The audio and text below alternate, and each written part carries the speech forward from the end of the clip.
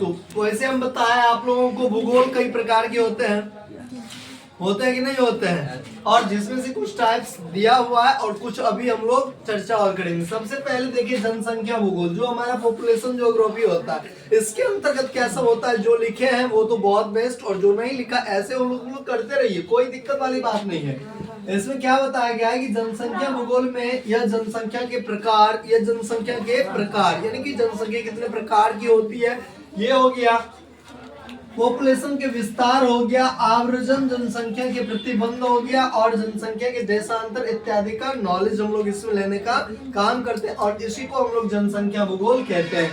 इसके बाद 2 नंबर को देखते हैं, तो ये हमारा हो गया प्राकृतिक भूगोल, ठीक है, जिसको हम लोग नेचुरल क्या बोलते हैं, नेचुरल ज्योग्राफी बोलते हैं। बोलेंगे कि नहीं बोलेंगे। इसमें क्या होता है कि इसमें पृथ्वी की प्राकृतिक वस्तुएं, जो ये हमारा पूरी धरती है ना, ये पूरा हमारा क्या है, धरती है, और इस पे जो जो चीजें प्राकृतिक है उन सभी चीजों के बारे में डेप्थ में नॉलेज ग्रहण करना और विस्तार पूर्वक ग्रहण करना, ये हमारा क्या कहलाएगा, प्राकृतिक भूगोल कहलाएगा। जैसे कि हमारा कैसे पाया जाता है, इसमें हमारा क्या सब आ जाएगा, जल धाराएं आ जाएगा, ठीक है। वो जो जल धाराएं होती है, जो पर्वत पहाड़ पठार उसमें से गिरते रहता है, जल संधि वगैरह सब समझ रहे हो कि नहीं समझ रहे हो। मूवी वगैरह सब में आप लोग देखे होइएगा, पहाड़ हो गया, पर्वत हो गया, मैदान हो गया, जिस मैदानी क्षेत्र में आप लोग रहते हो यार, खेती वेती करते हो, बीज वगैरह सब लगाते हो, गेहूं बोते हो, धान चावल गेहूं मक्का जो भी लगाने का काम करते हैं हम लोग, ऐसा थोड़ी है कि पहाड़ के ऊपर जाके लगाते हैं, नहीं भाई, मैदानी वाले एरिया में लगाते हैं। और नदी को तो आप लोग देखे हो, यस और नो।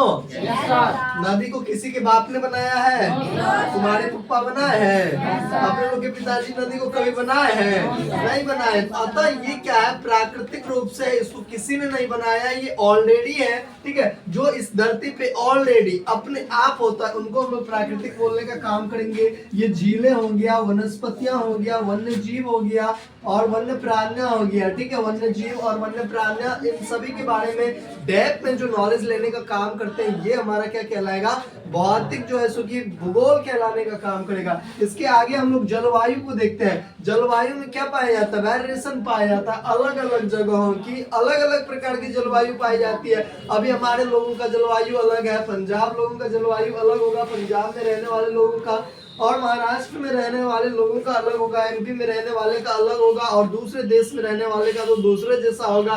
जैसे हम लोग एशिया, पूरे वर्ल्ड के सबसे बड़े महादेश एशिया महादेश में रहने का काम करते हैं, और उसमें से जो हमारा देश है इंडिया में रहने का काम करते हैं, तो गर्व से को हम भारतवासी हैं, है ना। और देखते हैं हम लोग की जलवायु में वहां की, मतलब यूरोप महादेश की अलग होगा, अमेरिका का अलग होगा, ठीक है, साउथ अमेरिका का अलग होगा, नॉर्थ अमेरिका का अलग होगा, हमारे देश का अलग है, हर एक जगहों का अलग अलग जलवायु, मतलब कि विभिन्नताएं पाई जाती है। इसमें विभिन्न जलवायु परिस्थितियों के अध्ययन के बारे में जानकारी करते हैं, उसी को हम लोग जलवायु भूगोल कहते हैं।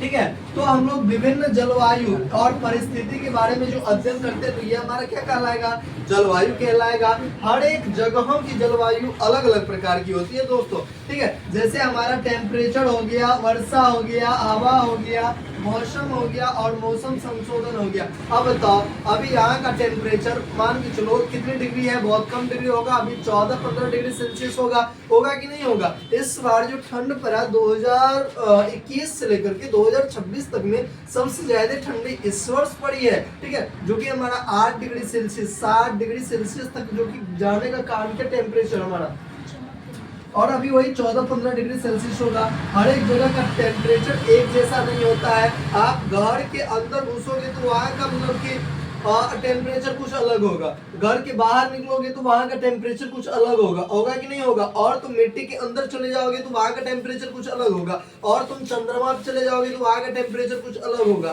तुम एमपी में हो, वहाँ का टेम्परेचर अलग है, तुम महाराष्ट्र में चले जाओगे तो वहाँ का टेम्परेचर अलग है। और भारत के सबसे मतलब कि ये जो हमारा दक्षिणी और यानी कि तमिलनाडु वगैरह सब चले जाएंगे, वहाँ का टेम्परेचर अलग है। और हम लोग बिहार में रहते हैं, बिहार का टेम्परेचर अलग है ना। तो हर एक जगह का तापमान एक जैसा नहीं होता है। क्या आप लोग बताइए कि वर्षा हमारे बिहार में होती है तो पूरे देश में भी बारिश होती है, पूरी दुनिया में बारिश होती है?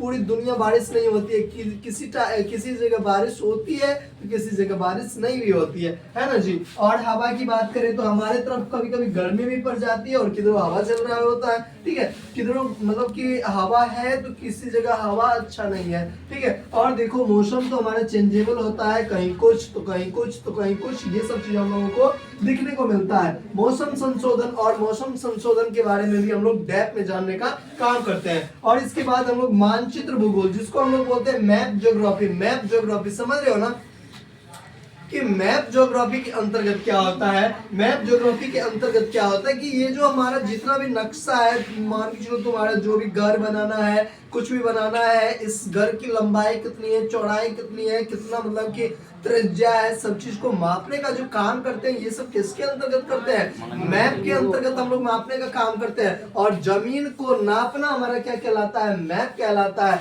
समझ रहे हो ना? मानचित्र में हम लोग क्या करते हैं, या मानचित्र का अध्ययन है और मानचित्र निर्माण, विश्लेषण और प्रशासनिक उपयोग करने के तरीकों के बारे में जो हमको एजुकेशन देने का काम करता है, वो हम लोगों का क्या कहलाता है? मानचित्र कहलाता है। ध्यान दीजिएगा, इसमें हम लोग मैप से रिलेटेड हर एक प्रकार की नॉलेज को ग्रहण करते हैं मानचित्र में। जैसे मानचित्र निर्माण करना, किसी भी जगहों का मानचित्र, मैप को कंस्ट्रक्ट को निर्माण करना और उसका विश्लेषण करना कि यहाँ से ये 1 कट्ठा, वहां से वो 3 धूड़, वहां से वो 2 धूड़, ऐसे ऐसे करके विश्लेषण डेप्थ में करने का काम करते हैं। और ये जो यूज होता है हमारा मतलब कि ऑफिशियल तौर तरीके से यूज होता है, इनको यूज करने का काम करते हैं। तो ये हमारे क्या कहलाता है? मानचित्र कहलाता है। उसके बाद सूखी भूगोल, ठीक है, पहले हम भी कभी नहीं देखे थे इनको, जो है सूखी आज आया हुआ है हमारे इस टाइप्स में, तो इसको हम लोग देख लेते हैं और आप लोगों को इस सूखी भूगोल के बारे में बहुत अच्छी तरीके से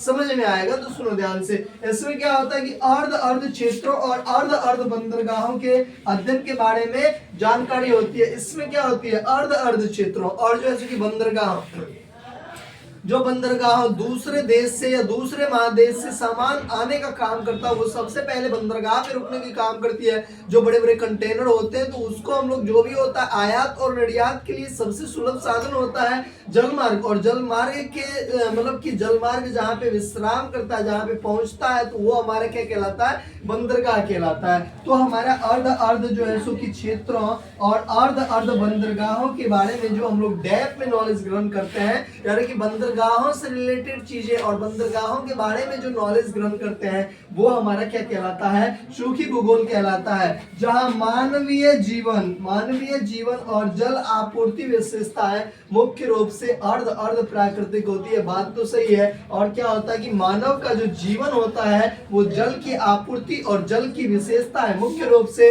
अर्ध प्राकृतिक होती है। तो उसको हम लोग क्या बोलने का काम करते हैं? उसको हम लोग मतलब कि सूखी भूगोल कहने का काम करते हैं। आप लोगों को 5 टाइप्स बताया: जनसंख्या भूगोल, प्राकृतिक भूगोल, जलवायु भूगोल, मानचित्र भूगोल और हमारा सूखी भूगोल। सभी तुम्हारे कानों में घुस गया होगा, घुसा ही नहीं घुसा, ठीक है, और आपको बहुत बढ़िया तरीके से समझ में आया होगा। इसके आगे अब हम लोग बढ़ने का काम करते हैं। Thank you.